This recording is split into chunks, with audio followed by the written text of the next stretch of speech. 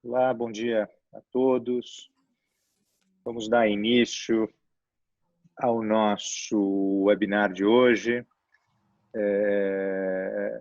Vou pedir para que os nossos palestrantes habilitem o vídeo. Miguel Pestana de Vasconcelos, a Mariana. Muito bem. Mariana Fontes da Costa. Nós vamos tratar, nós tivemos aí algumas ideias com os nossos associados e com o Miguel, com a Mariana, de começar a ter algumas perspectivas de como o direito em outros países está lidando com essa situação inusitada em que vivemos, que é a situação de uma pandemia, né?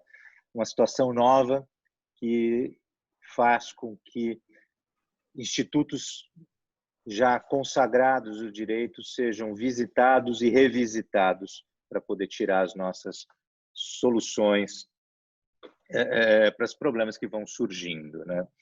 Bom, eu me apresento, meu nome é Rodrigo Otávio Brolha Mendes, sou presidente do Instituto de Direito Privado e tenho a grande satisfação de apresentar a vocês dois grandes amigos, né?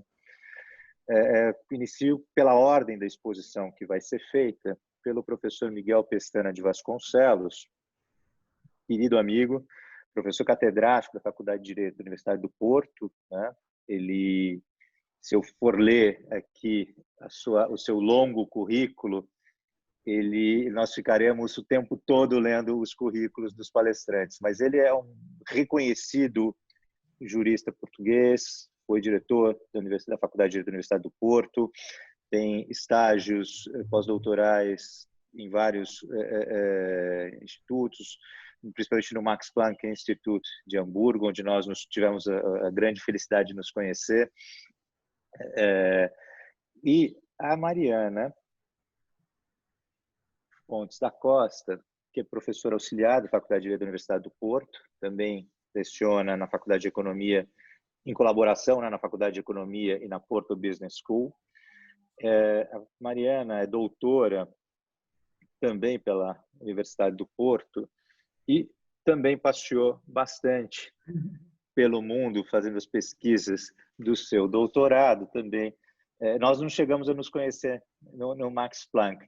Eu tive a grande felicidade de receber a visita da Mariana logo quando fazia sua tese de doutoramento para discutir algumas questões, né? E brinco com todos que a afinidade intelectual transforma amizades curtas em longas amizades, e foi exatamente o que aconteceu com a Mariana. Ela talvez tenha um dos trabalhos mais relevantes em alteração das circunstâncias em língua portuguesa. Então, a razão da escolha desses dois grandes pensadores e dois grandes amigos é porque são pessoas com capacidade analítica para olhar a situação atual com uma lente muito peculiar e que vai ser certamente muito produtivo para nós aqui do Brasil. Então, sem mais delongas, eu, tendo já organizado com os colegas, aliás, foi uma ordem que eles escolheram, nós vamos iniciar com o Miguel Pestana de Vasconcelos e depois passamos para a Mariana. Cada um vai ter cerca de 30 minutos e depois nós vamos abrir a oportunidade das perguntas. Mas eu já oriento que quem quiser ir fazendo uso do Q&A, esse recurso que tem aqui no Zoom, nós já vamos registrando as perguntas e no momento apropriado nós vamos enfrentá-las. Então, muito obrigado pela presença dos amigos, obrigado para quem está nos assistindo aqui. Miguel, você tem a palavra. Muito obrigado, Rodrigo. Muito boa tarde a todos. Em primeiro lugar, queria dizer que eu tenho maior gosto em fazer esta conferência, por várias razões, pelo caráter honroso do convite, o meu gosto em participar agora nas atividades do Instituto de Direito Privado, que está a ser dirigido pelo Rodrigo, mas principalmente, e isso é uma coisa que eu valorizo muito, aliás, com o tempo cada vez valorizo mais, é o facto de estar aqui com dois grandes amigos, pessoas que eu tenho a maior estima, e porque eu tenho também a maior consideração científica. E isso é um aspecto, enfim, o segundo aspecto é relevante, o primeiro é extremamente relevante. São pessoas que têm um lugar particular no meu círculo de estima e de amigos, num sentido bastante material do termo. Portanto, eu tenho muito gosto em estar aqui e, por todas essas razões e em fazer esta intervenção. Quando o Rodrigo me propôs o tema, eu entendi que no âmbito destas alterações, em grande medida introduzidas pelo Covid, ou talvez não, em certa parte, porque tem a ver com crises empresariais, eu podia ter orientado o tema para caminhos diversos. Nós temos questões relacionadas especificamente com a falência, que eu poderei eventualmente, ou espero ter tempo no fim para fazer uma pequena referência, questões relacionadas com a recuperação de empresas, aspecto muito relevante no Brasil. Eu sei que vocês estão a ter, ou eventualmente até já aprovaram a lei da recuperação de empresas, uma nova lei de recuperação de empresas, mas é possível também tratar esta questão do ponto de vista estritamente contratual no âmbito de contratos empresariais. E eu, nessa medida, articulei o tema com a doutora Mariana Fontes da Costa. Ela vai falar depois na alteração das circunstâncias, no regime de alteração das circunstâncias e da relação com um conjunto de outros institutos de direito privado potencialmente aplicáveis ao caso. Eu vou fazer uma análise um bocadinho diferente, porque eu vou assentar em determinados contratos, já vou explicar como, em contratos duradouros, e verificar se em que medida haverá um dever de renegociação, mas mais especificamente nem é tanto renegociação, como iremos ver um bocadinho mais à frente, mas é uma renegociação específica, nomeadamente a concessão de moratórias para realizar pagamentos. Vou fazer um conjunto de distinções mais à frente e procurarei tratar esta questão numa perspectiva dogmática geral, sem entrar em particularidades aqui do ordenamento jurídico português, que aliás não se justificariam, uma vez que esta questão é em grande parte transversal e tem a ver com especificidades de um determinado tipo de relacionamento contratual. Muito bem. Vou então começar pelos aspectos iniciais. Nós vivemos face a uma situação de crise, entre outras coisas, mas para o que aqui nos interessa, de crise empresarial. A crise empresarial decorre de quê? As empresas, em certa medida, ou muitas vezes, viram a sua atividade económica travada, não puderam exercer a sua atividade económica porque estiveram paralisados por força da lei, e noutros casos não estiveram exatamente paralisados, impossibilitados de desenvolver a sua atividade comercial por força da lei, mas a verdade é que a diminuição da atividade económica acabou de ter repercussões seríssimas na sua atuação.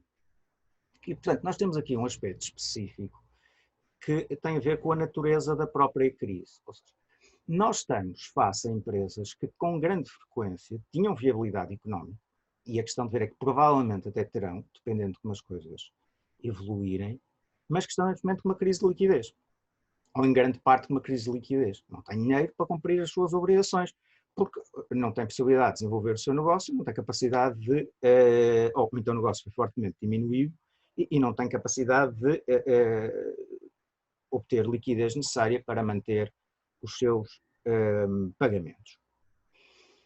Agora, essas empresas não são necessariamente empresas inviáveis. Poderão ser em alguns casos, poderão não ser noutros casos, e mesmo a sua viabilidade económica está dependente de um conjunto de circunstâncias futuras que nós não podemos neste momento ainda aferir. Elas têm a ver com o próprio desenvolvimento ou desenrolar da crise em termos de saúde e em termos económicos. Porque se de hoje para amanhã tivermos alguma sorte e houver uma vacina e a atividade económica puder recuperar, então, essas empresas, algumas delas, pelo menos, voltarão a ter viabilidade económica e enfrentarão uma crise muito forte neste período de tempo de liquidez e dificuldades de tesouraria para cumprir as obrigações. Se a situação se prolongar muito, eventualmente outras não aguentarão, não terão viabilidade, serão subcarregadas com um conjunto de obrigações acumuladas neste período de tempo e que depois não vão poder cumprir. Ora bem, que mecanismos é que nós temos para, ou podemos ter, para obviar estas dificuldades? Claro está que, em primeiro lugar, temos mecanismos de caráter público, ou seja, de intervenção do próprio Estado que, por via legislativa, estabelece um conjunto de medidas que visam proteger as empresas. Por exemplo, nós aqui tivemos, ainda temos em parte, um regime de layoff, em que parte do vencimento é assegurado pelo Estado. Temos também, e aliás isso aconteceu em diversos Estados europeus, as medidas depois têm caráter um pouco diferente, mas um regime de moratória, que é especialmente importante, ou seja, moratória nos contratos bancários, matéria sobre a qual já escrevi alguma coisa, o que leva a que se mantenham as linhas de crédito, os bancos não os possam fazer cessar. Inicialmente era até 30 de setembro, neste momento é até 30 de março, e eu creio que irá ser prorrogado, mantendo-se a crise, terá que ser prorrogado. Portanto, essas são medidas de intervenção legislativa que levam a que, verificando determinados requisitos, se aplica moratória e, portanto, as empresas não vejam, pelo menos no relacionamento com a banca, a necessidade de cumprir imediatamente as obrigações e não possam ser privadas também do recurso às linhas de crédito. Mas isto é o que temos em termos genéricos e decorre de uma intervenção legislativa. A minha análise, de todo modo, não vai incidir tanto sobre isso, mas vai incidir sobre os institutos de direito privado, os principais institutos de direito privado dos contratos aqui, e saber se e em que medida eles poderão levar a uma renegociação, impor uma renegociação, pelo menos no que diz respeito aos prazos de pagamento. Eu, nessa medida, vou fazer as seguintes distinções. Nós, no que diz respeito à contratação, e agora vou centrar no primeiro aspecto, eu só me vou centrar na contratação mercantil. Eu vou esquecer os consumidores, vou esquecer os contratos de outra natureza, embora depois eu possa fazer alguma referência só para esclarecer este ou aquele ponto da matéria. Eu distinguiria os contratos com prestações instantâneas e aqueles que coincidem basicamente com aqueles contratos que as pessoas não têm uma relação prévia, as empresas não têm uma relação prévia, será, por exemplo, um contrato de compra e venda, um contrato de compra e venda de uma mercadoria, um contrato de reparação de uma máquina. Esses contratos são aquilo que se chama os contratos celebrados at one arm's length. São contratos à distância, não em sentido físico, mas em sentido que as partes não têm um relacionamento anterior e para além de alguns deveres decorrentes da boa-fé, especialmente sob a forma de deveres laterais, o conteúdo do contrato existe e determina-se nesses termos e quando muito depois, e isso faz uma remissão para aquilo que a doutora Mariana poderá tratar mais à frente, poderemos aplicar aqui um conjunto de institutos gerais do direito, nomeadamente a alteração das circunstâncias. Mas depois temos um conjunto de outros contratos, que são contratos que fundamentam relações duradouras entre as partes, que implicam um conjunto de deveres de colaboração também entre as partes, em que pode haver ou não um objetivo comum, mas o que há é uma relação de confiança recíproca e uma necessidade imposta pelo tipo contratual, já vamos ver quais é que são, de colaboração entre as partes. Digamos que, em certa medida, estes contratos duradouros, como eu estou aqui a referir, eles estão a meio termo, estão a meio caminho dos contratos de prestações instantâneas entre partes que não têm relações prévias e outros contratos que eu chamaria contratos de associação. Por exemplo, um joint venture que não dê lugar à constituição de uma sociedade, ou no limite a própria sociedade comercial sempre tiver por base um contrato. Estes estão a meio caminho. Portanto, as relações não são propriamente associativas, as relações não são associativas, mas há uma relação de colaboração próxima que molda esta relação. como quase sempre, e nestas matérias do direito comercial, nós não podemos ter uma análise demasiado abstrata, sem entrar nos tipos contratuais e nos interesses, e nos interesses que eles movimentam para fazermos esse aperfeiçoamento que é necessário neste tipo de análise.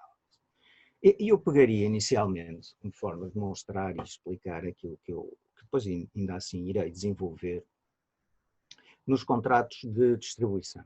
Eu estou a pensar essencialmente, contratos de distribuição comercial, que são essenciais, estruturam mesmo os circuitos económicos. Eu estou a pensar no contrato de agência, contrato típico no Brasil e aqui também, no contrato de concessão comercial, ou no contrato de franquia ou franchising, que pode ser um contrato de distribuição, embora não tenha necessariamente que ser sempre um contrato de distribuição. Ora bem, como nós sabemos, o princípio da boa-fé estrutura todas as relações jurídicas, todas as relações contratuais. Ele é fundamental, desde logo, no que diz respeito àquilo que se chamam deveres laterais de conduta. Significa que é um conjunto de deveres de informação, deveres de cuidado, deveres de lealdade. Agora, este dever de boa-fé, este dever de boa-fé não é tanto dever, este princípio da boa-fé, ele assume uma preponderância fundamental nos contratos duradouros. Não é fonte, única e exclusivamente, um conjunto de deveres laterais que nós temos num contrato de compra e venda, em que o sujeito tem que informar o outro sobre as características da máquina que é vendida, como é que a máquina funciona, etc. Mas ele está no centro da relação. Ele sai de um aspecto lateral da relação e faz parte, condiciona, estrutura a própria relação contratual e nessa medida molda. Portanto, estes contratos são contratos de colaboração mútua com uma relação marcada por exigências da boa-fé, com caráter jurígeno, ou seja, de criação de específicos deveres face ao caso concreto, ou face a circunstâncias externas, ou face a circunstâncias internas do próprio contrato. Nestes contratos, especificamente, há aquilo que a doutrina alemã chama um dever de tutela de interesses. Interessenwahrungspflicht. Significa que cada uma das partes tem que atender necessariamente na execução contratual os interesses da outra parte. Não pode maximizar a sua posição esquecendo os reflexos que o exercício de um conjunto de direitos que decorram para o contrato vai ter na outra parte. São contratos de colaboração. Um contrato de agência, eventualmente também um contrato de concessão, é um contrato pelo qual necessariamente há aqui uma ligação por parte do agente ao principal, é o que nós chamamos o principal, que visa um determinado resultado económico, a difusão dos produtos, o aumento da venda dos produtos naquela área geográfica ou naquela zona para a qual o contrato foi celebrado. A área de atuação do agente. E, portanto, nós temos aqui este conjunto específico de deveres. E agora, concretizando um pouco, estas coisas devem sempre ser concretizadas, e esta ideia genérica acho que deve ser retida. Nestes contratos duradouros, nestes contratos de colaboração, há, para ambas as partes, como densificação do princípio da boa-fé, que é estruturante em todos os ordenamentos jurídicos e estruturante nessa medida na modulação da relação contratual, um dever de tutela dos interesses da outra parte. Ora bem, temos, por exemplo, o seguinte: suponham, como é muito comum, por exemplo, no contrato de concessão, que haja cláusulas de compra mínima. O concessionário obriga-se a adquirir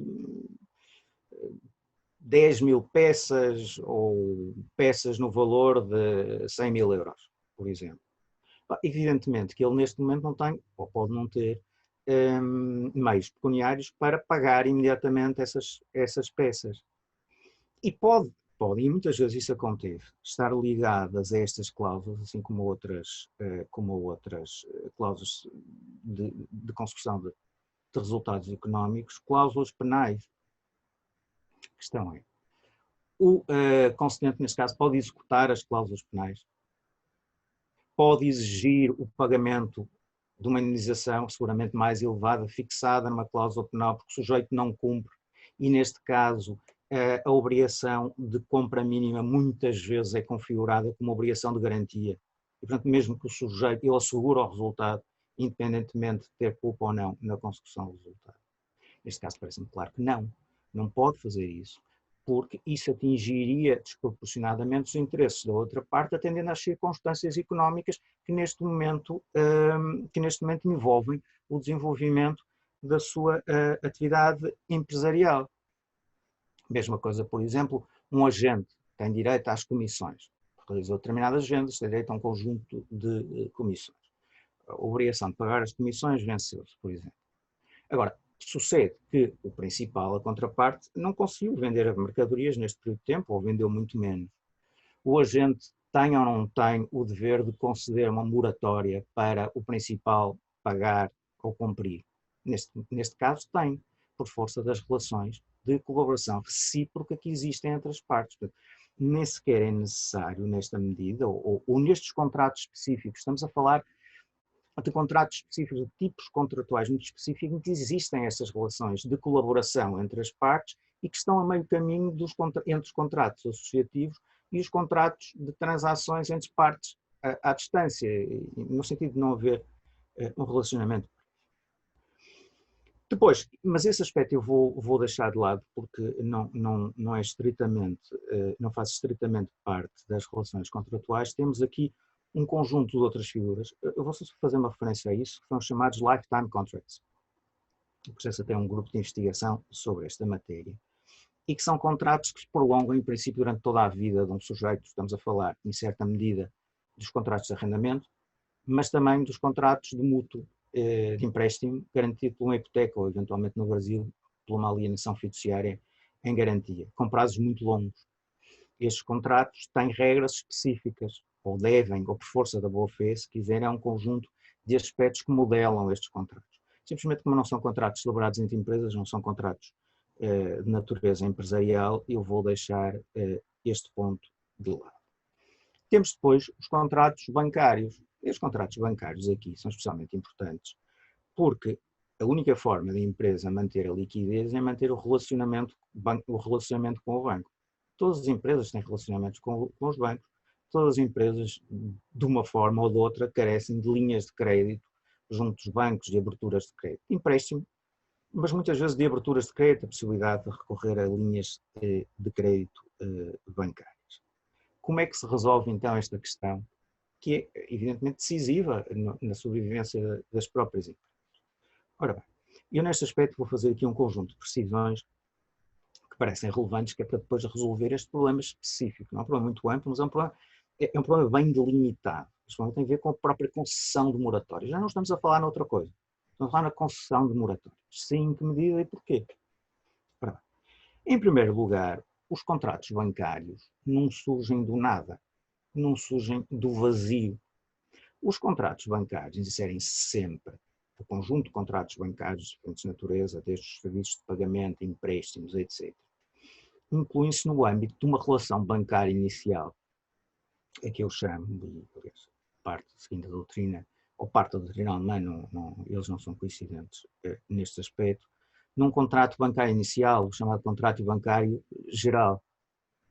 Desse contrato, que é um contrato duradouro, que se prolonga ao longo do tempo, não é exatamente um contrato de colaboração, é diferente dos outros, não haja confusões com isto. Dos outros, que eu acabei de referir há pouco, esse contrato bancário conforma e põe mais uma vez no centro da equação, no centro da modelação contratual, o dever da boa-fé.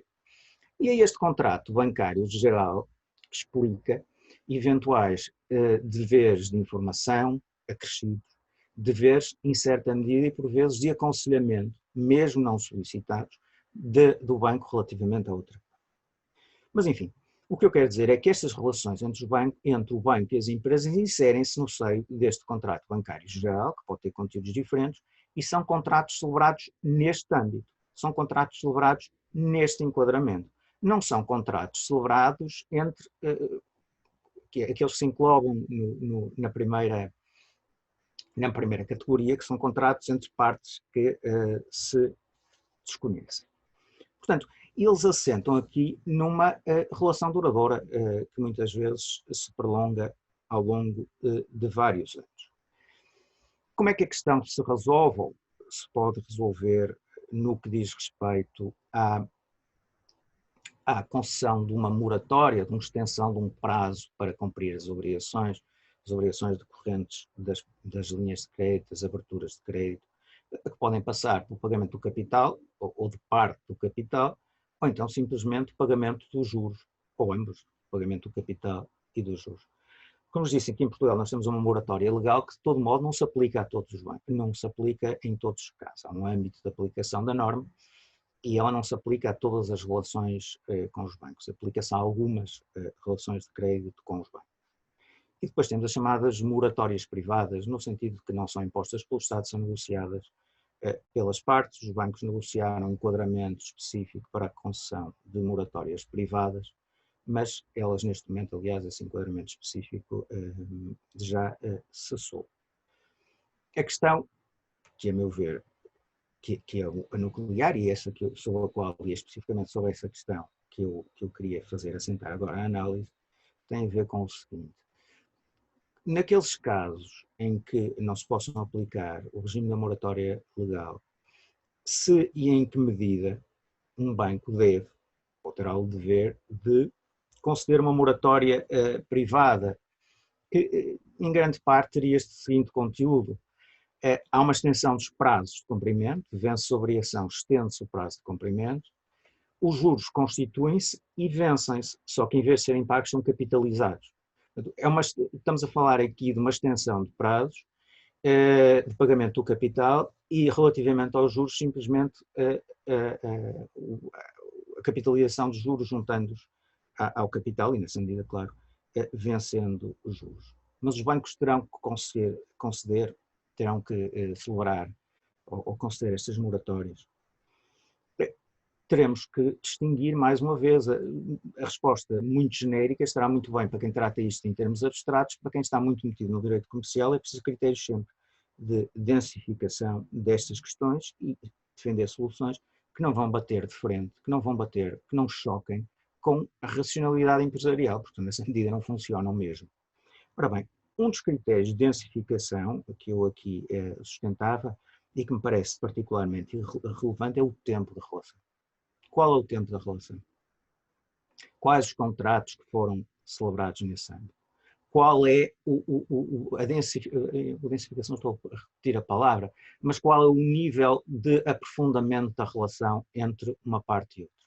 Quanto mais essa relação for aprofundada, quanto mais contratos tiverem sido celebrados, quanto por mais tempo se estender a relação, maior é o dever do banco de acordar numa relação destas, quase tem um caráter colaborativo. E nessa medida não pode exercer os seus direitos desconsiderando ou desatendendo aos interesses da outra parte. Em segundo lugar, há outros aspectos que importa ponderar. Essas linhas de crédito estão seguras por uma garantia? Há garantias que as tutelam? Se há garantias que as tutelam, não há razão rigorosamente nenhuma por parte do banco em não estender essas linhas de crédito e proceder a uma capitalização dos juros, embora em vez de provocar o seu vencimento e depois vir executar a própria garantia. Segundo aspecto, como primeiro passo, o banco pode, a meu ver não pode muitas vezes, mas em abstrato pode de imediato provocar o vencimento e eventualmente executar a outra parte ou então deduzir um pedido de declaração de falência. A meu ver há um conjunto de passos prévios que devem ser desencadeados no âmbito da relação. Nomeadamente, um sujeito que peça garantias ou que peça que essas garantias sejam reforçadas. E aqui estou a falar, se forem pequenas sociedades, estou a falar de garantias de caráter pessoal, dadas muitas vezes pelos gerentes. Mas as dificuldades económicas desse sujeito têm a ver com a pandemia, estão relacionadas com a diminuição da atividade do âmbito da pandemia ou são dificuldades económicas de outra natureza. A empresa já tinha dificuldades económicas, há um concorrente mais hábil que se instalou, há alterações nos hábitos dos consumidores, portanto não está especificamente relacionado com a pandemia. O banco terá que estender os prazos e conceder uma moratória, neste caso parece-me claramente que não. As circunstâncias são diferentes, aquela empresa em si já não tem viabilidade. Ou noutras circunstâncias em que o banco possa olhar para a empresa e perceber, bem, com este volume de endividamento, muito dificilmente ele conseguirá cumprir, e nesse caso não se pode impor a um banco que conceda moratórias a casos que ele sabe que estão definitivamente perdidos. Isso não faz sentido em termos de realidade empresarial e, portanto, não deve ser exigido.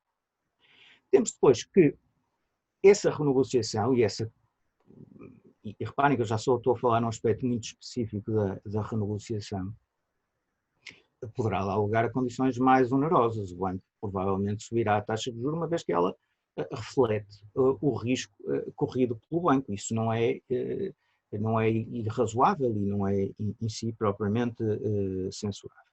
Claro está que, mais uma vez, devemos ter em conta sempre o tipo de relacionamento, a extensão, o conteúdo que já se estabelece entre o sujeito e a entidade financeira. Temos depois aqui um conjunto de cláusulas que são previstas nos contratos bancários, especialmente nos contratos de financiamento mais complexos e, portanto, mais negociados, com valores mais elevados, que são cláusulas que permitem a uma das partes a resolução do contrato. Neste caso, permite ao banco a resolução do contrato. Podem ser cláusulas que têm a ver com cumprimentos, ou melhor, com incumprimentos, com certos tipos de incumprimentos, mas podem ser cláusulas também que têm a ver com os próprios índices financeiros de uma das partes. Há um conjunto de índices que têm que estar respeitados por parte da empresa, níveis de endividamento, níveis de capitais próprios, e que neste momento podem permitir ou levar à constituição, por força do contrato, desse direito de resolução do contrato. A situação piora num conjunto de cláusulas que têm efeitos sobre outros contratos, que são chamadas cláusulas de cross-default. Ora bem, o banco tem direito de o fazer, pode resolver o contrato, pode de imediato executar essas cláusulas. Ora bem, a aquisição do direito não é exatamente a mesma coisa que o exercício do próprio direito. O exercício do próprio direito está condicionado por um conjunto de princípios, nomeadamente um princípio da razoabilidade no exercício do direito e na necessidade, em determinadas circunstâncias, considerar a situação da outra parte e o impacto que o exercício desse direito vai ter na situação da outra parte.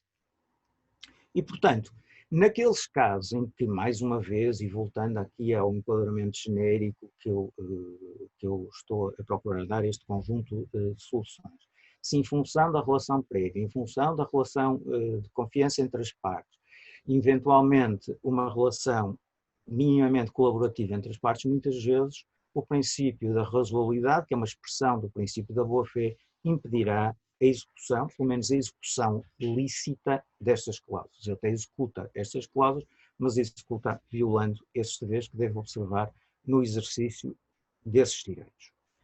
Temos depois, ainda assim, operações mais complexas, operações financeiras mais complexas, que muitas vezes estruturam as operações de project finance, de financiamento de projetos. Ora bem, nesse caso, há elementos claramente colaborativos nesses contratos. E como há elementos colaborativos nesses contratos, há um especial dever de atender à situação financeira, enfim, à situação da outra parte em termos de impacto que o exercício puro e simples, sem mais, de forma nula, se quiserem, dos direitos de um sujeito possa ter.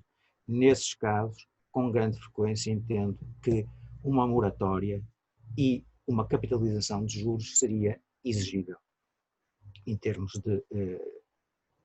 do contrato ser nessa medida e numa parte relativa. Eu não estou a sugerir, embora possa também ocorrer, e em alguns casos haja fundamento, uma alteração das condições, de outras condições contratuais. Isso pode acontecer, pode até ser exigível.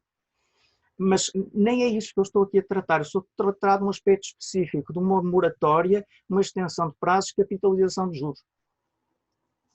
Depois temos aqui uma outra questão que eu vou tentar tratar de uma forma breve, porque eu estou em cima do meu tempo, que tem a ver com os planos de recuperação. Há um conjunto de planos de recuperação de uma empresa que foram acordados, eventualmente até homologados, eventualmente não, enfim, em alguns casos homologados pelo tribunal, noutros são reestruturações privadas de dívida e com vista a viabilizar uma empresa.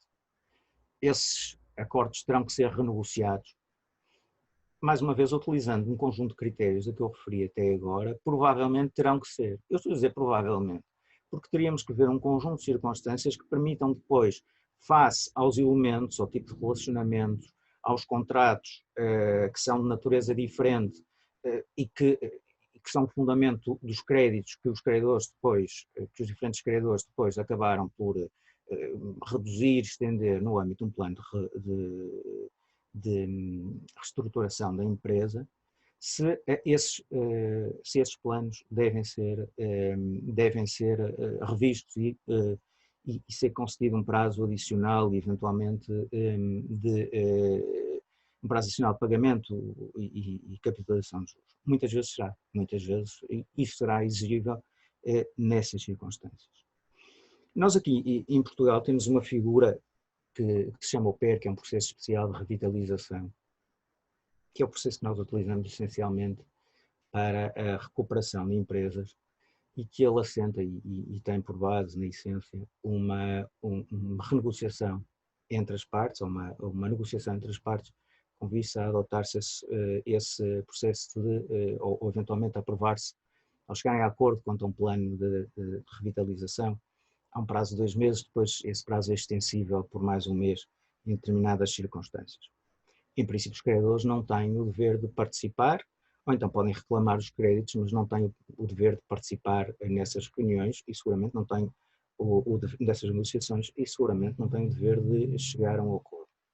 Mas nestas circunstâncias específicas, terão ou não terão um dever acrescido de participar e de negociar?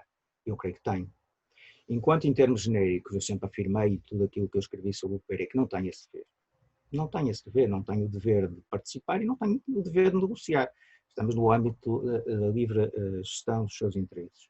Mas neste caso específico terão aqueles que têm relações duradouras, seguramente que o têm que fazer. E seguramente que têm de estar mais dispostos à criação de condições de natureza, pelo menos em termos de extensão de prazos, e no PER depois não serão só as extensões de prazo, eventualmente até podemos estar a falar de uma reestruturação do próprio crédito, de montante em dívida, e de eventual capitalização de juros, ou até no âmbito do PER, estamos a falar já no âmbito do PER, no âmbito de uma reestruturação, a diminuição do valor dos juros, de forma a viabilizar uma empresa que tenha sido atingida por um crash de liquidez, mas que não se possa afirmar que a viabilidade económica está comprometida. Um último ponto, para eu não ultrapassar muito o meu tempo, estou a ultrapassar um bocadinho, para referir um aspecto que tem a ver com o pedido de declaração de insolvência, ou de falência no Brasil, a falência aqui é insolvência. Nós temos em todos os países, de facto em Portugal não temos, isso é uma debilidade grande, mas em diversos países europeus há aqui restrições aos credores requererem a declaração de insolvência, aqui será insolvência, mas tem efeitos semelhantes à falência no Brasil, de um outro sujeito, nomeadamente um sujeito empresarial, eles estão limitados, os alemães têm um regime muito interessante e muito desenvolvido nessa matéria, infelizmente em Portugal não temos, que eu sou muito crítico quanto a isso, mas enfim. Agora, suponham o seguinte, suponham que é deduzido um pedido de declaração de falência. Como nós sabemos, o critério utilizado para este efeito é a impossibilidade do sujeito de cumprir pontualmente as obrigações vencidas. Em regra é porque não tem liquidez, ele até pode ter um ativo superior ao passivo, mas o ativo ser composto de bens ilíquidos, que ele não consiga negociar, mas negociar a curto prazo, e nessa medida ele estará insolvente, estará ou falido, incapaz de cumprir as suas obrigações. E verificando-se essas circunstâncias, nomeadamente tem a ver com a capacidade do sujeito obter ou não liquidez em um determinado montante a curto prazo. Se tiver essa facilidade não estará falido, poderá obter essa liquidez. Se não puder obter essa liquidez, então tem impossibilidade de cumprir as suas obrigações, então nessa medida falido, e o Tribunal deve declarar sua falência. Ora, nestas circunstâncias, os tribunais devem ou não atender aos aspectos específicos. Agora já não estamos a falar em contratos de valores, estou a tratar isto em termos muito genéricos para a falência. No âmbito de uma falência empresarial, os tribunais devem ou não ter em conta os aspectos específicos que levam a um crash de liquidez, uma diminuição abrupta e acentuada de liquidez neste período de tempo, mas a empresa em si não é, ou não se pode afirmar que seja imediatamente inviável. E que estas circunstâncias, este crash de liquidez em termos genéricos, até poderia, de acordo com o regime geral e noutro quadro, fundamentar essa declaração de falência. Mas neste caso deve fazê-lo. Se puder afirmar que a empresa não tem, e até não tem num valor, num montante bastante razoável, num período de tempo de médio prazo, mas que há possibilidade de o vir a obter depois, não deverão, e a meu ver devem, a resposta está aí, não deverão os tribunais atender a esse aspecto e não declarar a falência nestas circunstâncias. Sempre que o legislador não tenha atuado e deve, e não fez o que devia ter feito, que era atuar e travar, ou pelo menos travar em determinados casos, estes pedidos de falência, a meu ver, deve ser tido em conta. O enquadramento é diferente, a situação é diferente, e o resultado da aplicação destas regras pelos tribunais deve ter ou deve atender estes circunstancialismos concretos. Portanto, resumindo muito, num minuto, a minha proposta e aqui a ideia fundamental que eu queria aqui apresentar é o seguinte, e é uma ideia relativamente até limitada, isto é, que resolve um problema específico. Nós temos que distinguir os contratos celebrados entre partes que não têm relações prévias dos contratos duradouros. No âmbito dos contratos duradouros são particularmente relevantes os contratos colaborativos, que têm as especificidades que eu acabei de dizer. Nos contratos colaborativos há, por força da densificação e o facto do princípio da boa-fé passar para o cerne, para o núcleo, para o centro da relação contratual, há deveres de atender aos interesses da outra parte. O exercício de direitos não se faz no vazio, faz necessariamente com a ponderação do impacto que isso vai ter nos interesses da outra parte, e uma parte não pode maximizar um determinado ponto da relação contratual, sua posição à custa da outra, atendendo a este conjunto de circunstâncias.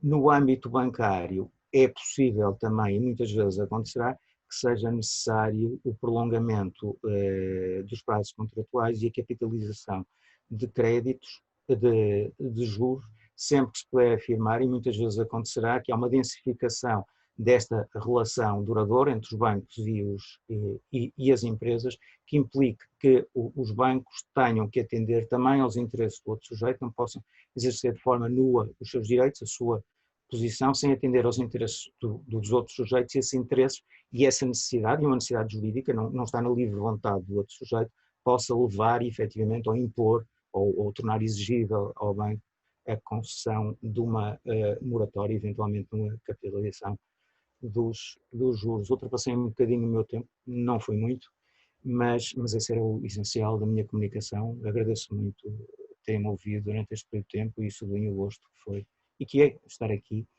nesta conferência, além de reputados especialistas, mais uma vez prezados amigos. Caro Miguel, muito obrigado pela exposição com corte vertical, profunda, clara e no ponto, como de costume. É provável que surjam questões, e eu espero que surjam, pelo menos para mim, algumas já começaram a pular aqui na cabeça, a respeito do perfil do dever de renegociação. Porque você colocou ele numa moldura muito, muito específica, e isso, de fato, vai trazer repercussões, principalmente para a avaliação desse dever e do descumprimento desse dever pelo adjudicador, que é alguma coisa que a gente poderia eventualmente conversar mais tarde. Mas agradeço muito, realmente muito ilustrativa a sua exposição, e eu passo a palavra para a Mariana, para começar a sua, tenho certeza que igualmente ilustrativa, exposição. Mariana, por favor. Muito obrigada. Antes de mais, eu gostaria de apresentar os bons dias, dizer que é com imenso gosto que estou aqui hoje, neste webinar. Queria começar por agradecer ao professor Dr. Rodrigo Broglie Mendes o muito amável convite que me dirigiu e dizer que o Dr. Rodrigo não foi totalmente honesto quando se referiu muito paritariamente a uma relação de amizade, o que muito me honra. A verdade é que eu estava, quando tive a oportunidade de reunir com o Dr. Rodrigo, eu estava num verdadeiro buraco negro jurídico da minha tese de doutoramento e foi ele que me auxiliou a ultrapassar essa fase de bloqueio e é graças a ele que eu tenho o primeiro capítulo da tese e por isso eu serei eternamente grata ao Dr. Rodrigo que me auxiliou muitíssimo nesse momento. Queria também apresentar os meus cumprimentos ao Sr. Professor Dr. Miguel Pestana Vasconcelos. O Dr. Miguel Pestana Vasconcelos foi meu professor, é meu mestre, é com ele que eu aprendo sempre e já não fico surpreendida, mas não deixa de ser notável o facto de até hoje e ao fim de tantos anos eu aprender sempre com aquilo que ele diz. Foi das intervenções mais interessantes e digo com total transparência e honestidade que eu ouvi a propósito da Covid neste tempo. E, portanto, espero lê-la por escrito em breve, Soutor, para poder citar naquilo que escreverei no futuro. Apresento igualmente os meus cumprimentos a todos os presentes, razão de ser desta iniciativa, portanto, este modo de exposição, de conferências, é muito prático, mas tem a desvantagem, de facto, desta separação, desta mediação informática que faz com que não se vejam caras. É com imenso gosto que aqui estou e agradeço muito a presença de todos, esperando ir ao encontro, de facto, dos interesses científicos e académicos de quem me está a ouvir.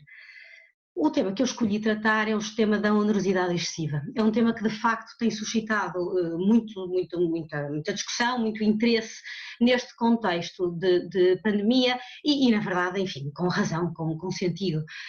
Começo por apresentar apenas 2 ou 3 exemplos que me têm vindo a ser colocados nos tempos mais recentes e temos de facto um pré-março de 2020 e um pós-11 de março de 2020 e apresento para lançar um pouco a discussão três casos, 3 situações que me foram apresentadas recentemente do tecido empresarial português, mas que admito que tenham total, que façam sentido, que tenham total paralelismo ao nível da realidade brasileira. Então suponham a seguinte situação: temos um determinado empresário que é dono de uma fábrica de camisas de homem.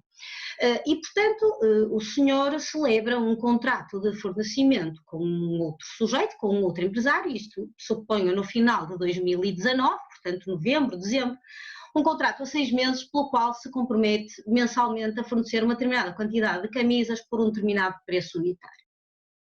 O que acontece é que é declarado o estado de pandemia a 11 de março, o governo português manda encerrar as escolas e uma série de outras atividades económicas e no âmbito deste contexto o que faz é estabelecer uma lei de proteção às famílias que permite a todos os trabalhadores com crianças com menos de 12 anos irem para casa, portanto um dos progenitores tem o direito a ficar em casa recebendo uma parcela muito significativa do seu salário, do seu vencimento, que é suportada quer parcialmente pelo Estado, parcialmente pela entidade patronal. Estamos a falar de uma fábrica, portanto, uma fábrica do segmento têxtil, em que 80% da mão de obra são trabalhadoras jovens com filhos nesta faixa etária e que ativam, de facto, este mecanismo de proteção das famílias e vão para casa. Em consequência, este senhor tem que pagar parte do vencimento destas funcionárias e tem que contratar mão de obra a quem suporte 100% do seu vencimento para conseguir cumprir os contratos a que se vinculou. E como tal, o preço unitário a que ele se tinha comprometido perante o outro empresário a fornecer as camisas não é sequer suficiente para suportar os custos de produção. Um segundo exemplo também que suscitou muitas questões aqui, o que tem suscitado é ao nível dos transportes de passageiros. Suponham, por exemplo, um determinado colégio privado em que é contratada uma empresa de transportes de passageiros para fazer o transporte de e para o colégio dos alunos. As escolas encerram em meados de março, abrem ou reabrem parcialmente no final de maio e no início de junho, mas apenas para níveis de ensino muito restritos. o preço do serviço tinha sido acordado para todo o ano letivo 2019-2020 e tinha sido acordado com base num prognóstico razoável do número de estudantes e do número de quilómetros. Terceiro e último exemplo, apenas para nos contextualizarmos, para percebermos um pouco o que estamos aqui a falar, terceiro e último exemplo, o exemplo clássico do arrendamento, portanto da locação, da relação locatícia ao nível de estabelecimentos comerciais. Um sujeito que tem um restaurante, por exemplo, na zona histórica aqui da cidade do Porto, que é lindíssima e vale a pena visitar, num imóvel arrendado cuja renda é fixada num valor elevado pela perspectiva de lucro, de facto, da zona geográfica onde se situa o restaurante. Não só o restaurante é encerrado durante um período significativo de tempo, como quando reabre com uma capacidade limitada a 1/3 da sua capacidade tradicional. Isto são problemas com que todos nos temos confrontado nos últimos tempos, em consequência direta da pandemia. E isto porquê? Se me permitem compartilhar a minha tela, porque julgo que poderá ser mais fácil para fazer o acompanhamento. Opa, aqui está, espero estar a compartilhar devidamente, se não pedia que me informassem. O que se passa é que esta pandemia é, na verdade, o que Hegel já na Alemanha se referia como uma perturbação da grande base do negócio, uma perturbação de largo espectro, afetou e afeta de modo particularmente violento toda a nossa vida social, põe em causa o modo de vida das comunidades, reflete-se nas pessoas, nos setores económicos e reflete-se de forma particularmente violenta nas relações negociais. Ora, o grande problema, um dos grandes riscos, quando tratamos do Instituto da Onerosidade Excessiva, ou em Portugal referimos a ele ao nível da alteração das circunstâncias, é a tentação imediata de submeter todas estas situações que eu acabei de descrever a este Instituto. Portanto, dizendo, está em causa um desequilíbrio do contrato e, portanto, é preciso reequilibrá-lo. A verdade é que as situações de perturbação do cumprimento do contrato, aquilo que os alemães chamam de Leistungsstörungen, portanto as perturbações das prestações contratuais, vão muito para além da onerosidade excessiva, vão muito para além da alteração superveniente das circunstâncias. E note-se que o ordenamento jurídico brasileiro, até muito recentemente, deixou isso claríssimo, e veremos como depois então a prática judiciária irá aplicar isso, mas através da Lei da Liberdade Económica, o artigo 421, deixou muito claro que este Instituto da Onerosidade Excessiva é um instituto que deve ser utilizado com cautela, é um instituto que deve ser utilizado de forma parcimoniosa, cuidadosa. Reparem como eu evito aqui a palavra supletiva, porque pode ser mal entendida, mas sim, de facto, com uma natureza subsidiária face a outros institutos. E, portanto, quando falamos de onerosidade excessiva em sede de pandemia, em sede de Covid-19, o primeiro aspecto que eu gostaria de realçar ou de ressalvar é que é necessário, antes de avançarmos para um enquadramento da situação da onerosidade excessiva, avaliar se essa situação não é subsumível a um conjunto de outros institutos de que o direito civil e o direito comercial, nos disponibilizam e que poderão ser mais adequados à resolução da questão concreta. Por exemplo, e faço aqui menção à apresentação que foi feita pelo Sr. Professor Dr. Pestana de Vasconcelos, que nos dá aqui uma solução derivada dos deveres laterais de proteção, portanto, da própria relação obrigacional complexa, ainda que de fonte legal, mas derivados da essência da relação, ou seja, deveres que surgem ainda como conteúdo contratual. Um outro instituto que pode e deve ser convocado para resolver algumas das situações que se têm suscitado é o Instituto da Impossibilidade da Prestação, quer a título definitivo, quer a título temporário, e o Instituto da Impossibilidade tem sido invocado muito em Portugal por causa da questão das creches, portanto a creche para crianças desde os 5 meses, portanto quando termina a licença de maternidade, até aos 3 anos, quando entram no jardim infantil. A partir do momento em que as creches são encerradas, apesar de ter havido de facto facto uma tentativa de prestar serviço à distância, de apoiar as crianças e as famílias, questiona-se se de facto o que se verificou não foi uma verdadeira impossibilidade temporária da prestação que extinguiu o dever de contraprestação do credor. E isso é uma situação que tem sido muito falada, até pelo impacto que poderá ter nos colégios e no sistema de ensino privado. Mas temos outras figuras, temos a frustração do fim da prestação. E notem que em alguns dos exemplos que eu apresentei no início, sobretudo no segundo e no terceiro, o que diz respeito ao arrendamento e aquele que diz respeito ao contrato de transportes, durante o período de impossibilidade legal da atuação das escolas e dos restaurantes, estamos perante uma situação de frustração do fim da prestação. Estão em causa prestações finalizadas, portanto, prestações com uma finalidade determinada, que faz parte do conteúdo do próprio contrato e que não é possível cumprir por força de um impedimento legal. E, portanto, não é necessário, nesse período de impedimento, chamar aqui a onerosidade excessiva. Mora do credor, interpretação. Há um conjunto de facto de institutos que devem ser ponderados antes de avançarmos para a solução da onerosidade excessiva, tal como ela é entendida, portanto com um paralelismo à alteração superveniente das circunstâncias, refiro-me especificamente aos artigos 478 a 480 do Código Civil Brasileiro, equivalentes em alguma medida ao 437 a 439 do Código Civil Português. Fazer aqui uma pequena ressalva, à semelhança do Dr. Pestana Vasconcelos, eu irei centrar-me também nas relações, portanto, civis e comerciais, ou seja, não irei abordar especificamente as relações consumeristas, que no Brasil têm, de facto, um regime jurídico bastante mais desenvolvido do que em Portugal e que mereceriam toda uma análise paralela que fugirá do âmbito da minha intervenção. Curiosamente, não posso deixar de notar que, precisamente por essa natureza subsidiária e até arriscarei a dizer complementar do Instituto da Onerosidade Excessiva, é possível que este Instituto seja, no limite, chamado a resolver problemas que foram suscitados pela aplicação dos outros institutos. Um exemplo que me parece que poderá vir a surgir tem a ver com a questão da impossibilidade temporária. Portanto, no ordenamento jurídico português, e admito que seja semelhante no ordenamento jurídico brasileiro, a impossibilidade temporária que não é imputável ao devedor não gera qualquer dever de indenização, mas não extingue o vínculo contratual. Ou seja, o devedor permanece obrigado a cumprir assim que seja possível.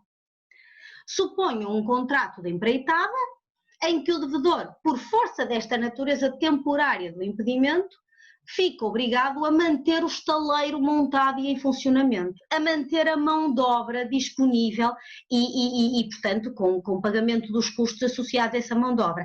Fica obrigado a recalendarizar toda a sua agenda de compromissos profissionais.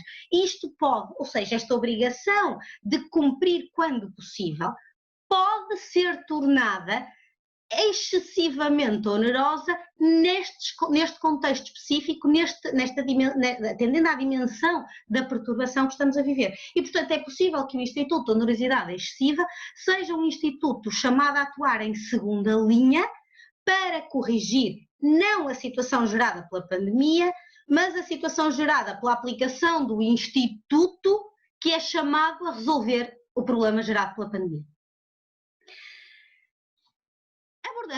Centrando-me agora especificamente no Instituto da Onerosidade Excessiva, portanto na questão da alteração das circunstâncias.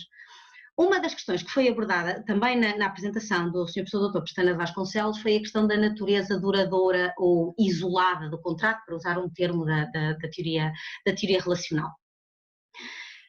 O artigo 468 do Código Civil Brasileiro é bastante mais perentório do que o 437 português em matéria de limites temporais de aplicação do Instituto, porque a letra da lei fala especificamente em contratos de execução continuada ou diferida. E, na verdade, isto inclui 95% da generalidade dos casos que se suscitam ao nível da onerosidade excessiva, mas tem sido entendido pela doutrina portuguesa e um pouco na senda da doutrina alemã que este limite temporal não deve ser absoluto, não deve ser perentório, pode ser afastado por força da boa-fé. Reparem, se na grande maioria dos casos, de facto, o Instituto é chamado para resolver questões relacionadas com prestações que ainda não foram cumpridas, e isso faz todo sentido, porque uma lógica subjacente ao Instituto é a lógica da inexigibilidade do cumprimento. Pode acontecer, e é particularmente expectável que aconteça num contexto tão amplo como este, que se verifica uma situação de onerosidade excessiva num contrato, faça prestações que já foram cumpridas e que não façam sentido quando afastadas das prestações seguintes, ou mesmo no limite, contratos que já estão integralmente cumpridos, nomeadamente contratos de execução imediata. Refiro-me especificamente àqueles contratos a que, por exemplo, o Dr. Oliveira Ascensão diz que são contratos cujo fim só se realiza no futuro. Portanto, usando uma expressão um pouco assente na lógica de Lawrence, são contratos que, ainda que imediatos, têm uma finalidade realizada no futuro. Isto pode ser particularmente relevante ao nível das relações económicas complexas. Quando estamos perante uma rede sucessiva de contratos, uma coligação de contratos que tem como objetivo uma determinada finalidade económica única, pode acontecer que um contrato anterior que já esteja integralmente cumprido perca todo o seu sentido se desfasado da realidade económica que impactou toda a rede de contratação futura. E, portanto, é possível que, no limite, a boa-fé imponha uma solução distinta, imponha que o Instituto da Alteração Superveniente das Circunstâncias, no caso do direito português, seja aplicado, nomeadamente a contratos já integralmente realizados. Um outro problema que eu gostaria de trazer aqui, e é curioso e também particularmente interessante, o facto de, também na intervenção do Dr. Pestana Vasconcelos, ele já ter feito menção a este problema, significa que de facto os juristas estão sensibilizados para situações muito específicas e muito humanas. Portanto, eu dou aulas nomeadamente ao primeiro ano e eles ficam sempre muito chocados quando eu digo que o direito não tem valor autónomo, o direito vale pela sua função, pela sua dimensão social, pelo serviço ao homem, e isso nota-se sobretudo, ou intensifica-se sobretudo em contextos sociais como o que estamos a viver agora. É que, quer dizer, reparem, quer o artigo 437 do Código Civil português, quer o artigo 478 do Código Civil brasileiro, estão pensados para circunstâncias que afetam prestações. O 437 do Código Civil português até é muito claro nisso, fala em circunstâncias em que as partes fundaram a sua decisão de contratar. Isto é claramente uma influência alemã, uma influência da teoria da base do negócio, de Hartmann, em que o intérprete é remetido para um juízo de bilateralidade da vontade hipotética das partes. Porquê é que é importante esta lógica de bilateralidade? Porque eu tenho que atender ao que quereria o lesado, mas tenho que atender também ao que quereria a outra parte, a vontade hipotética da contraparte. Ou seja, se a contraparte fosse confrontada previamente com a hipótese daquela circunstância, aceitaria ou não condicionar o contrato a isso? Essa é a lógica subjacente à dimensão bilateral da base do negócio. A letra do artigo 468 do Código Civil brasileiro não é tão clara neste ponto. Remete para a excessiva onerosidade, numa influência clara do direito italiano. Mas, e cito aqui Judite Martins Costa, que diz que o juízo tem que ser assente na prestação considerada objetivamente e não na situação subjetiva em que se encontra o devedor. Ou seja, as duas soluções encontram-se, portanto são paralelas, são comuns em ambos os ordenamentos jurídicos. O que interessa, ou o que está aqui em causa, são de facto situações objetivas, são perturbações geradas pela pandemia que se refletem diretamente na prestação contratual. Por isso é que se diz que os motivos são irrelevantes. Ora, se isso é regra, e deve ser regra, o que vamos provavelmente assistir é uma situação em que a pandemia, e julgo que isso acontecerá não no futuro mais próximo, ou seja, no futuro mais próximo parece-me que a conflituosidade centrar-se-á em perturbações geradas diretamente nas prestações contratuais, mas a médio prazo, à medida que se for conformando a situação de crise económica que é expectável que aconteça, o que vai acontecer é que muitas dessas perturbações não se vão manifestar diretamente na prestação do contrato, vão se manifestar nas circunstâncias subjetivas do devedor. E, tradicionalmente, as circunstâncias subjetivas do devedor não deveriam ser causa de resolução ou modificação por onerosidade excessiva. No entanto, o que tenho defendido, e sou acompanhada por alguns autores também em Portugal, é que quando essas circunstâncias subjetivas adquirem uma dimensão endémica, provocada precisamente pela perturbação, deixam de ter essa natureza subjetiva e passam a ter uma natureza social, que deve ser considerada como refletida na prestação contratual. Refiro-me especificamente, por exemplo, a uma situação de desemprego e àqueles contratos a que se referiu o Sr. Professor Dr. Pestana de Vasconcelos, aqueles contratos de duração de toda uma vida, portanto, contratos de financiamento bancário, contratos de arrendamento, em que provavelmente seremos confrontados com a necessidade de, a médio prazo ou a longo prazo, continuar a reequilibrar esses contratos face a uma nova realidade económica gerada pela pandemia. De todas, a questão que provavelmente mais dúvida gera ao nível da aplicação do Instituto da Alteração Superveniente das Circunstâncias e eventualmente também ao nível do Instituto da Onerosidade Excessiva é o problema dos riscos próprios da contratação. Mais uma vez, o Código Civil Português faz referência direta ao facto de o evento ter de exceder os riscos próprios do contrato, mas o direito civil brasileiro, ou do direito civil brasileiro, de uma leitura metodologicamente correta, resulta claramente a exigência deste requisito. Este requisito, no âmbito do ordenamento jurídico brasileiro, suscita-me especiais, até alguma ânsia de avaliação de como será na prática materializado por causa do novo artigo 421-A, números 1 e 2 do Código Civil, que resultou, lá está, da Lei de Liberdade Económica e que determina, no fundo, que, cito especificamente o número 2, a alocação de riscos definida pelas partes deve ser respeitada e observada. A norma não é nova, no sentido de doutrinal, no sentido até de estruturação pedagógica e académica do próprio Instituto, a sua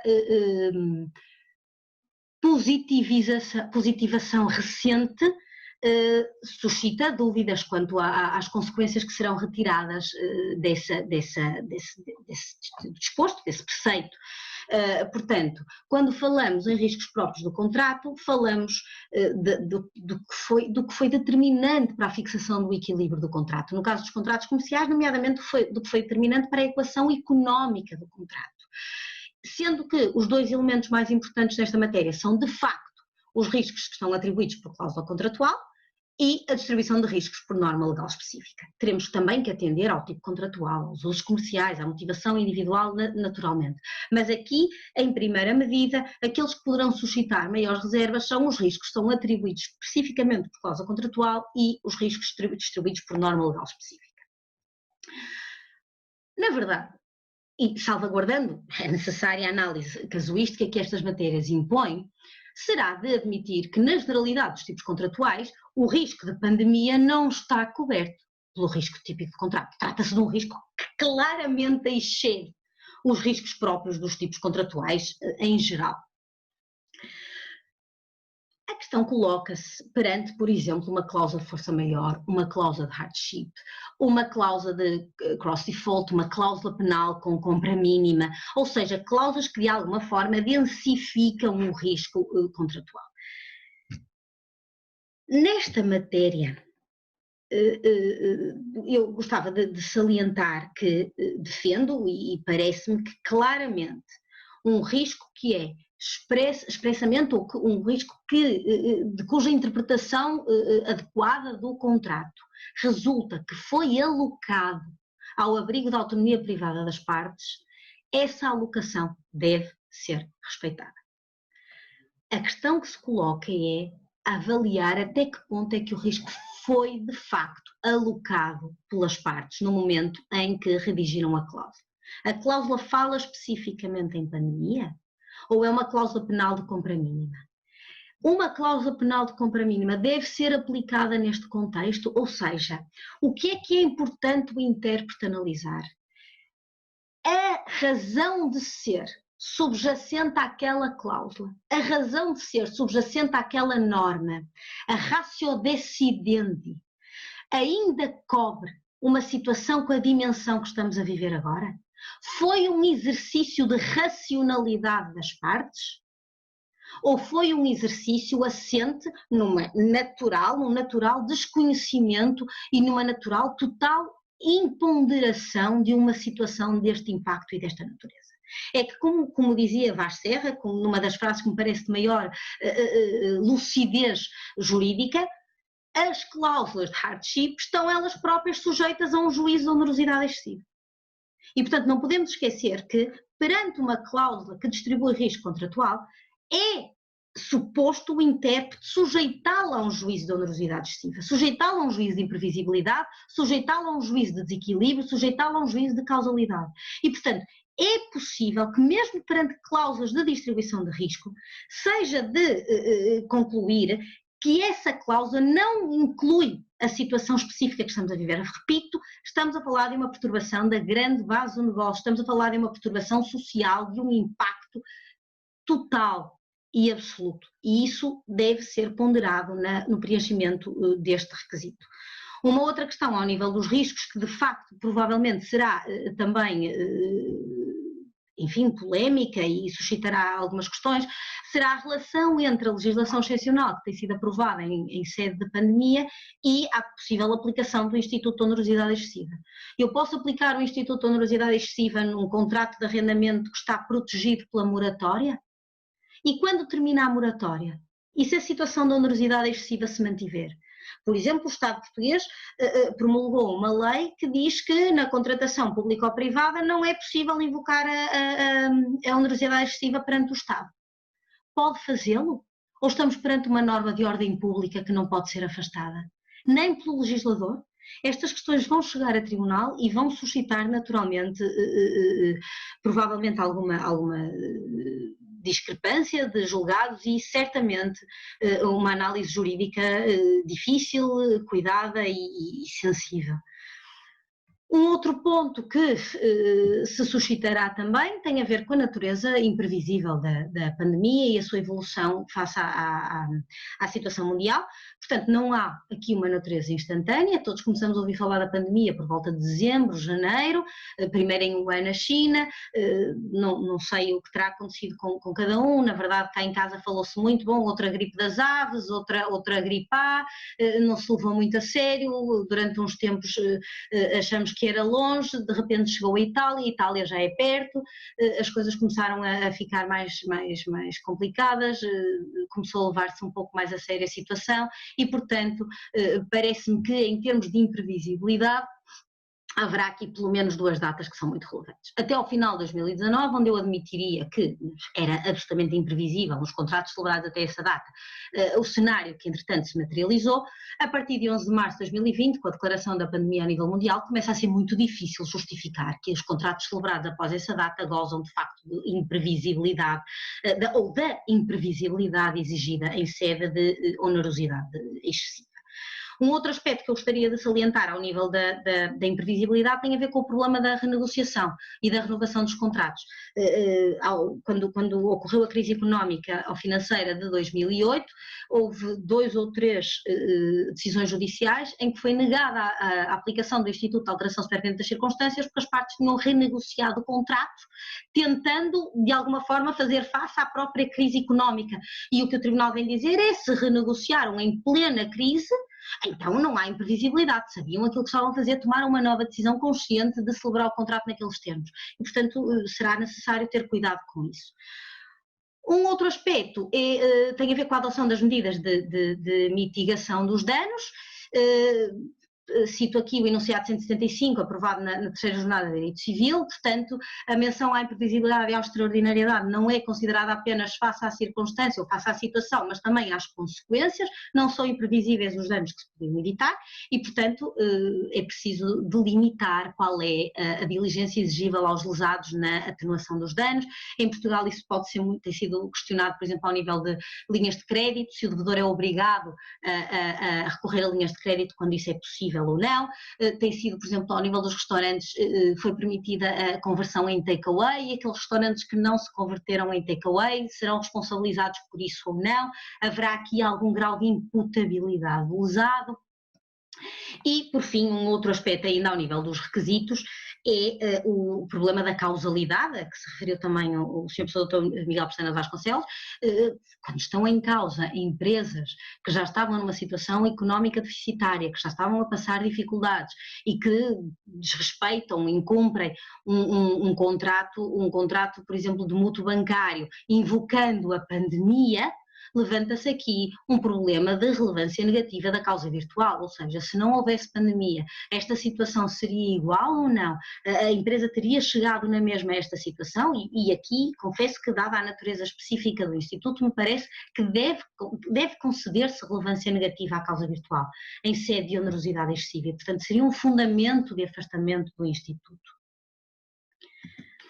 Para não me exceder demasiado no tempo, estou também já no limite, faço apenas duas pequeníssimas notas finais a propósito das consequências. Uma primeira para louvar a solução do ordenamento jurídico brasileiro, não tem equivalência ao nível do ordenamento jurídico português. A parte final do artigo 478 estabelece que os efeitos da sentença que decretar a resolução do contrato retroagem à data da citação. Em Portugal não foi fixado qualquer limite temporal para a produção de efeitos da resolução, tem sido uma matéria muito discutida ao nível da doutrina, tem levado a decisões contraditórias ao nível da jurisprudência. Uma solução de total retroação beneficia um lesado que é menos diligente, uma solução de proibir qualquer retroação é contrária à natureza de inexigibilidade do Instituto, e, portanto, esta solução do Código Civil brasileiro parece-me muito feliz, muito equilibrada. Já o escrevi e espero que de alguma forma influencie no chamado direito dos juízes a prática judiciária portuguesa. E termino com a questão da modificação do contrato, reforçando a questão da nova redação do artigo 421-A do Código Civil brasileiro, que me parece feliz se for interpretada no sentido em que a modificação deve restringir-se ao mínimo necessário, e ao mínimo necessário, por exemplo, sempre que uma moratória for adequada, então essa deve ser a solução adotada. Sempre que for possível mexer na natureza quantitativa das prestações em vez de natureza qualitativa, deve também dar-se preferência a essa alteração. A vontade das partes definida nos pedidos deve ser considerada, a vontade hipotética, mas também por força da remissão para a equidade, remissão essa que é comum ao ordenamento jurídico português e ao ordenamento jurídico brasileiro, não podendo esquecer todos os outros aspectos relacionados com a natureza das partes, nomeadamente quem é o superior risk bearer, quem é que consegue de alguma forma diluir melhor as consequências desta modificação, como é que as partes se comportaram, há sunk costs ou não há sunk costs, podem realocar os investimentos feitos, qual é a dimensão dos investimentos feitos, e apenas no limite dos limites deve ser adotada a solução proposta por Kegel de uma divisão salomónica dos prejuízos entre as partes. Muito obrigada, excedi também só um bocadinho o meu tempo, espero não ter abusado, e estou ao dispor para a parte do debate, que é sempre aquela que é mais interessante. Obrigada, Sr. Doutor.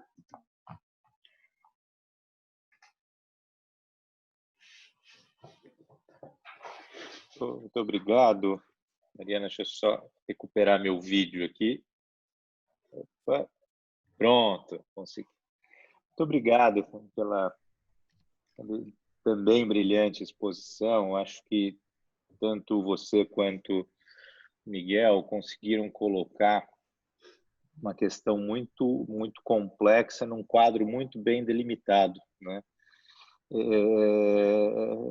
O que não deixa o que não alivia muito também, porque vocês simplesmente moldaram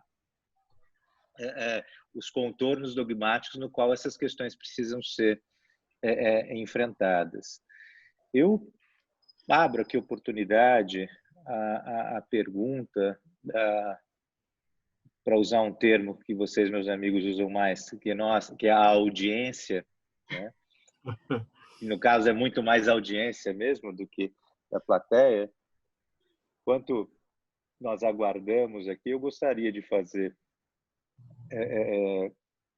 duas perguntas. Uma para cada um. Talvez a primeira eu comece pelo Miguel. E eu estou dirigindo, mas, por favor, fiquem à vontade, os dois, para comentar, porque eu acho que a primeira pergunta que eu faço ao Miguel, ela tange um pouco uma questão que a Mariana também tocou, que é a questão da renegociação, né? Acho que, como não poderia deixar de ser, sempre que o direito é um mecanismo social muito curioso, né? Ou seja, ele trabalha muito bem com as regularidades, mas ele não trabalha muito bem com as situações excepcionais, né? E aí essa situação acaba na mão de um agente social de peculiar formação que se chama jurista, né? O jurista ou às vezes o próprio juiz, né? E nós sempre, quando vamos olhar o funcionamento do sistema jurídico, por mais que a gente consiga entender o catálogo de direitos e deveres que vão aparecendo, eu acho que a questão fica tão mais interessante de analisar quando a gente vê, bom, e nessa situação, eu colocando nos sapatos do juiz, o que eu faria, né? E aí, quando a gente se coloca nessa situação, a gente começa a entender o quão complicado é o ofício de julgar. O que me parece interessante, a investigação em torno do dever de renegociar, e nas duas perspectivas em que vocês trataram, né, é que a solução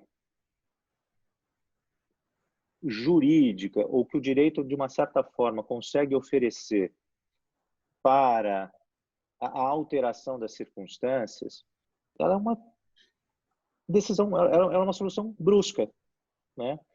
Ela não tende a adequar a relação social subjacente, a relação econômica subjacente. Ela, muitas das vezes, a resolução, que é a solução brusca, ela causa um distúrbio talvez tão grande quanto a própria alteração das circunstâncias, né? Mas do ponto de vista de técnica legislativa é compreensível isso. Não dá, seria até difícil formular uma lei que desse a possibilidade do juiz buscar a solução que seria a mais adequada para as partes. É impossível, né? E é por isso que eu acho que o dever de renegociação, ele, do ponto de vista sistêmico, ele pode ser um mecanismo importante para isso. Por quê? Porque você estimula a solução da situação alterada a quem é a melhor pessoa para decidir a situação, que são as próprias partes, né? Então você reverte isso para as próprias partes. A questão que eu acho que surge, é isso que eu queria perguntar um pouquinho para você, Miguel, é que de que dever falamos quando falamos de dever de renegociação, né? Certamente não é um dever de prestação, né? Você não vai ter uma tutela específica para esse dever, né? Então, isso é claro, só que isso acaba sendo a lente pela qual muitas das pessoas usam para poder negar esse dever de renegociação, né? Agora, se não é um dever de prestação, de que dever estamos falando, né? Porque o papel dele, eu acho que ele é muito claro. Ele está impulsionando as partes a buscarem essa solução mais adequada. E no caso do descumprimento desse dever, quais seriam as consequências que a gente pode retirar?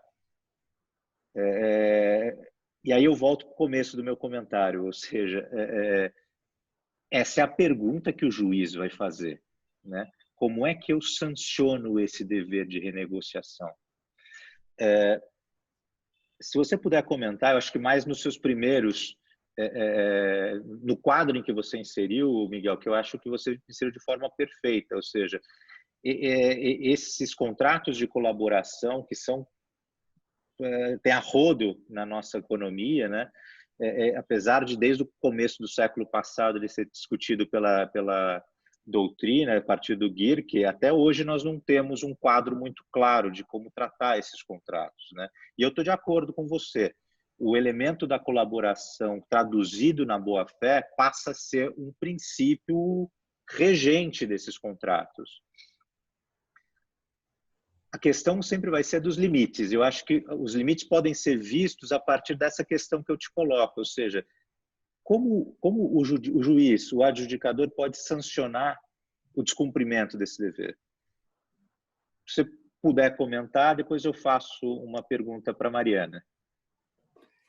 Obrigadíssimo, Rodrigo. Perguntas ótimas, como sempre, e que valorizam a minha exposição bastante. Eu fiz, olha, quando eu abordei esta questão, eu acho que esta questão não pode ser abordada em termos demasiado genéricos e nós temos que distinguir os tipos de contratos.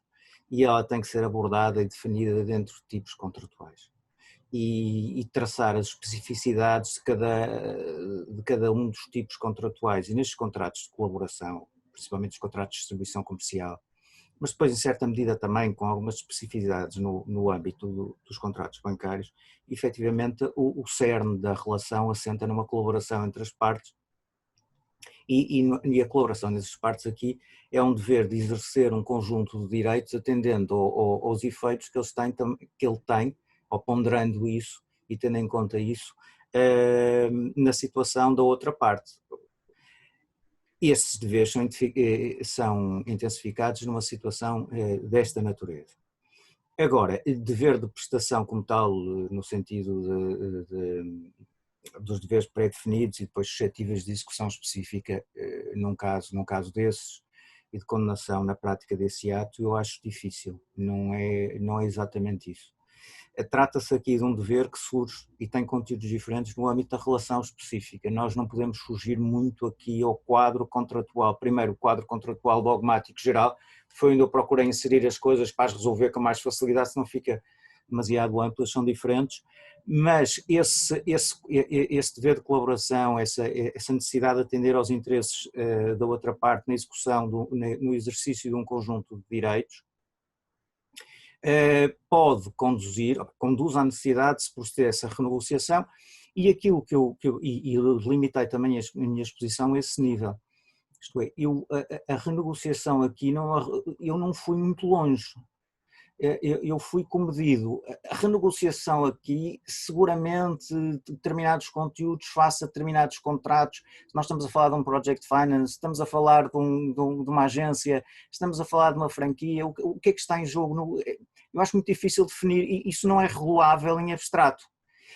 Aquilo que nós podemos fazer, e acho que esse é o papel, e tocaste bem na questão, mas eu acho que esse é o papel fundamental, nem tanto da jurisprudência, mas é o papel da doutrina, é criar os quadros que permitam depois que a jurisprudência, os juízes possam, com um mais elevado grau de segurança, conseguir resolver as questões que lhes são colocadas. E os juízes queixam-se muito que a doutrina não faz isso, porque eles precisam disso, e esse é o cerne da nossa função. E, portanto, eu acho que a partir do momento em que tu tens esses quadros que delimitam e que te ajudam e que permitem concretizar, no caso concreto, uma solução, o juiz sentir-se-á muito mais amparado para fazer isto ou para fazer aquilo, porque percebe o enquadramento sistemático e não só, e os interesses que se movem. Não estamos a falar disto com um grande nível de abstração, comprimento, incomprimento, em geral, não é isso, estamos a falar aqui de coisas mais específicas. E, portanto, eu falei, aquilo que eu tratei foi de uma questão de concessão de uma moratória, de não exigir imediatamente, e também do exercício de um conjunto de direitos que uma das partes pode ter no âmbito da relação contratual. Agora, qual é a tutela para uma coisa dessas? A tutela para uma coisa dessas, digamos, para a recusa de uma renegociação nestes termos, para um prejuízo causado à outra parte pela recusa da renegociação, mas não só da renegociação, e neste aspecto já específico, que é muito limitado e tem a ver com questões de liquidez específicas desta crise, mas com o próprio exercício de direitos que formalmente tem, mas que naquele caso violam estes deveres de colaboração e ultrapassam e tangem e atingem um aspecto que eu acho muito específico e que os juristas muitas vezes não ponderam devidamente, que é o chamado princípio da razoabilidade. no exercício dos direitos. Há um texto, que suponho que tu conheces, do professor Batista Machado, que é a cláusula do razoável. Esse é um texto muito interessante, porque a razoabilidade é um elemento, depois concretizável, não é assim em abstrato, não é? Mas é um elemento fundamental no exercício dos respectivos direitos. Ele comporta em si, tem em si in situ uma ponderação dos efeitos do exercício do direito, a ponderação e a consideração pelos interesses da outra parte. Agora, no fim da linha, aquilo que me estás a dizer, ele não aceita a renegociação. Não faz, não pratica nenhum ato. E ele não aceita uma renegociação que, em termos objetivos e atendendo àquele tipo contratual, seria razoável. O que é que o outro sujeito pode fazer? Aí haverá um incumprimento de uma obrigação, não pode pedir execução específica, isso não é possível, mas pode pedir uma indenização, em função dos danos que isso lhe causou. Portanto, a tutela, em última instância, no fim da linha, é uma tutela indenizatória. Pode ser até uma tutela, o conjunto de danos pode ser relativamente elevado, se levar depois à própria destruição da empresa. Mas no fim da linha é isso. Sim. Mas eu acho que pelo menos já encaixa enfim, você com a sua precisão cirúrgica coloca de uma forma muito apropriada mesmo, ou seja, quando nós cogitamos do dever de renegociação, de fato, ele tem que se inserir num quadro contratual muito específico, né? Onde há uma intensidade das relações protraídas no tempo que justifica esse tipo de medida, né? Então, isso já é, por si só, um critério para poder avaliar a incidência desse dever.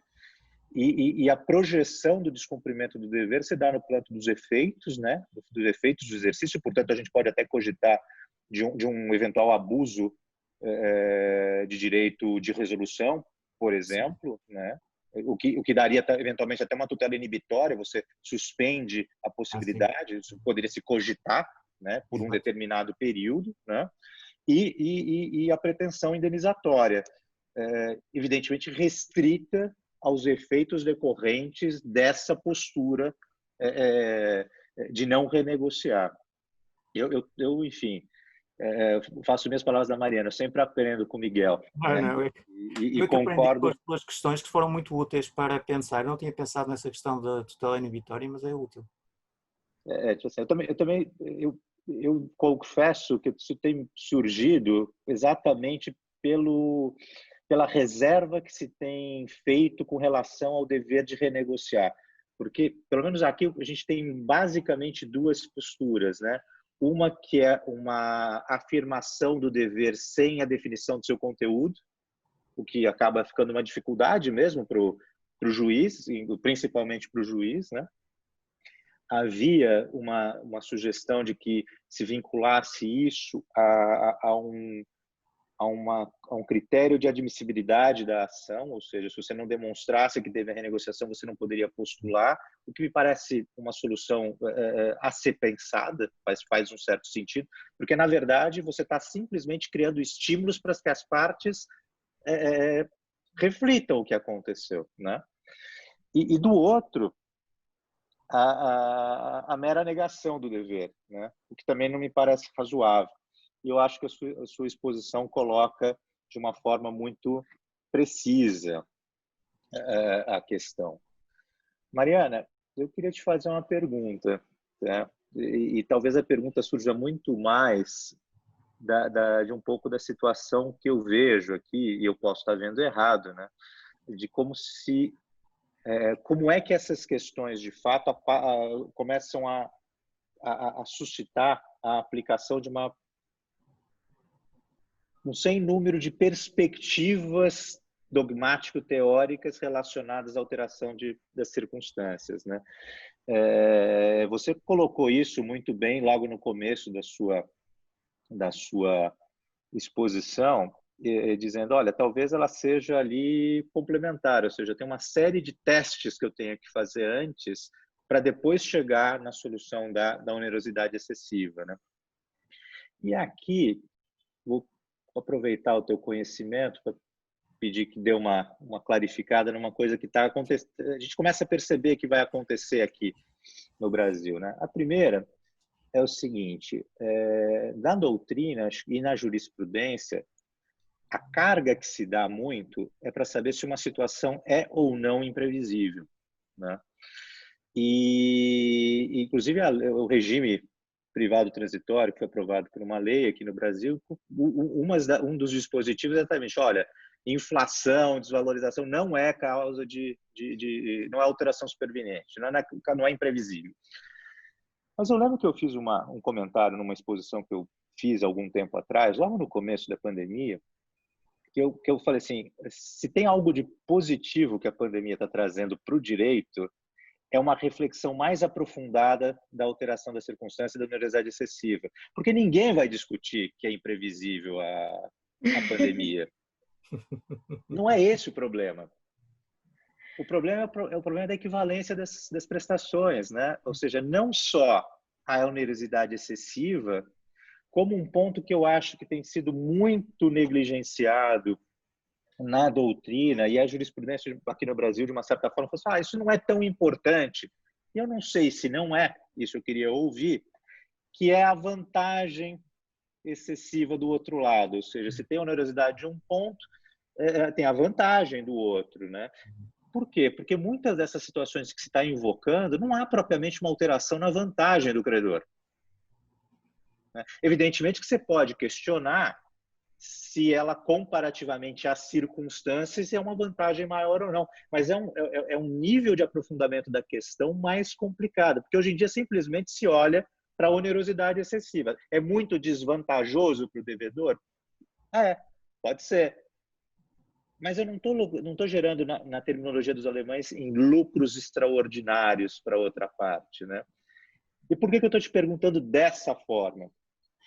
Porque, dentre as discussões em torno das alterações das circunstâncias, é muito comum, nesses casos que estão surgindo agora, vir a discussão de caso fortuito e força maior, né? Os advogados meio que jogam tudo, né? Alguma coisa vai colar. Então, caso fortuito e força maior, e coitado dos juízes, né? Para poder diferenciar essas coisas.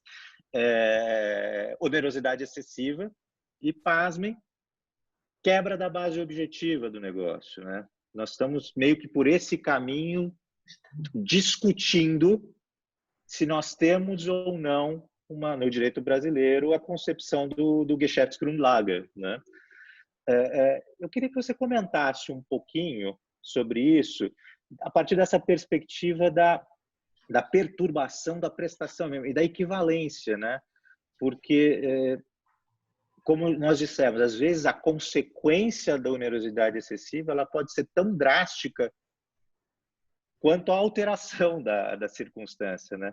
Porque a resolução talvez não seja o melhor remédio, é o que temos. Mas se é o que temos, talvez acho que todos os elementos de incidência desse dispositivo precisam ser considerados, precisam ser levados mais a sérios, né? E um que se fala pouco é sobre a excessiva vantagem. Mariana. Rodrigo, muito obrigada pela pergunta. Eu fugi dela toda a apresentação, porque esse é de facto o principal ponto de dissidência entre a solução portuguesa e a solução brasileira.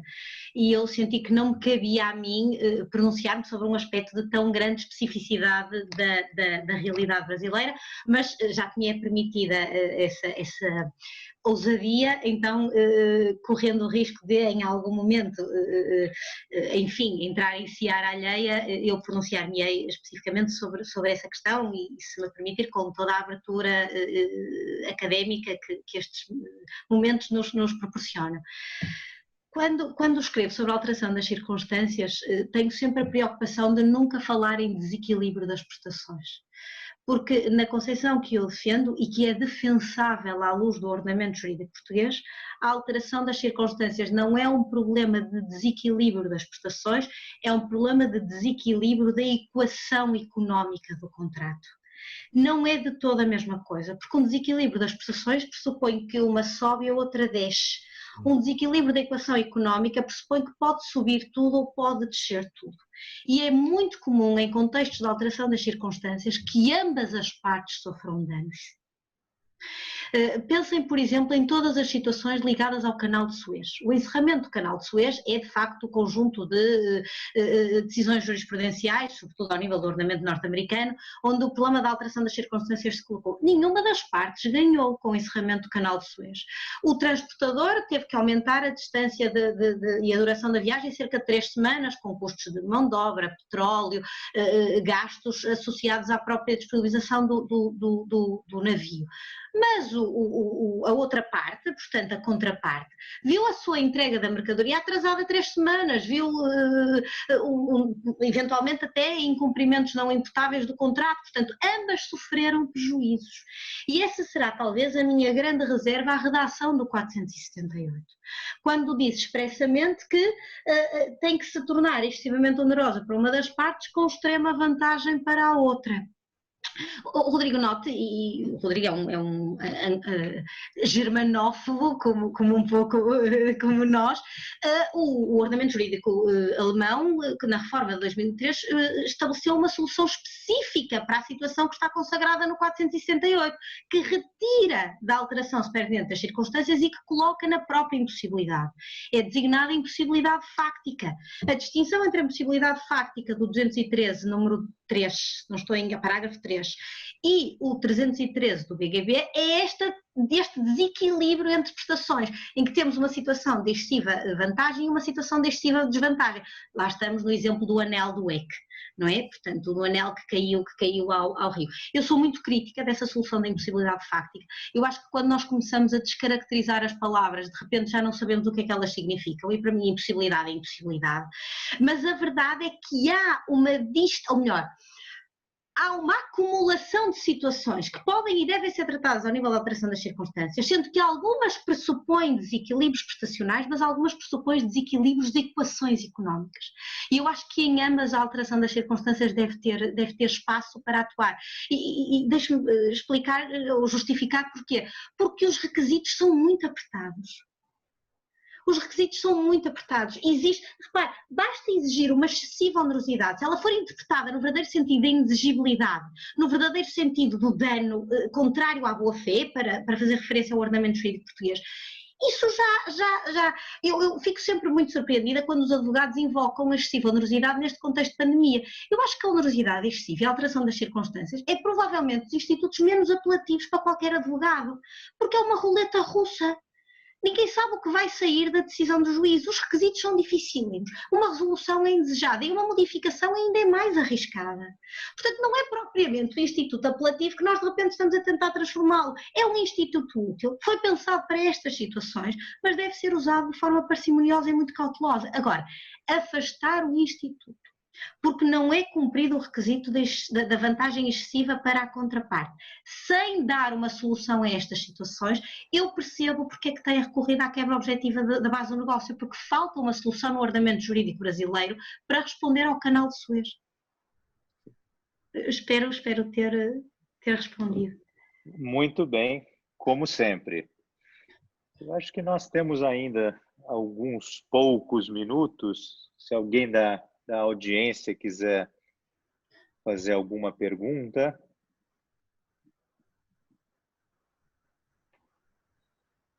Bom,